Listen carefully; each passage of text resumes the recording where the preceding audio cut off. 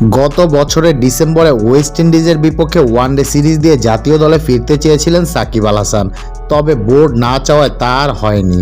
12 সিরিজের পর বাংলাদেশের খেলা 3টি সিরিজে এই অলরাউন্ডার ছিলেন দলের বাইরে, এমনকি চলমান বিপিএলেও তার খেলা হচ্ছে না। সব মিলিয়ে আসন্ন চ্যাম্পিয়ন্স ট্রফিতেও তার খেলা নিয়ে শঙ্কা দেখা দিয়েছে। এমনিতেই লম্বা সময় ধরে জাতীয় দলের বাইরে আছেন সাকিব, আর সম্প্রতি তার বোলিং অ্যাকশন নিষেধাজ্ঞায় এসেছে।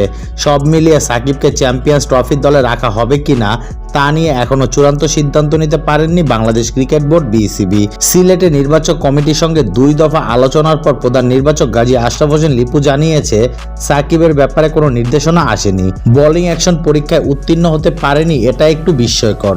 গত ডিসেম্বরের শুরুতে বোলিং অ্যাকশন পরীক্ষা দেন সাকিব, কিন্তু সেখানে উত্তীর্ণ হতে পারেননি। লাভবড় বিশ্ববিদ্যালয়ে দেয়া সেই পরীক্ষায় 15 ডিগ্রির বেশি কোনোই বাঁকানোর নিষেধাজ্ঞায় পড়েন সাকিব। এই নিষেধাজ্ঞা থেকে মুক্ত হতে আবারও ভারতের একটি ল্যাবে পরীক্ষা দিয়েছে এই বাঁহাতি স্পিনার, তবে এটির ফলাফল এখনও প্রকাশিত হয়নি।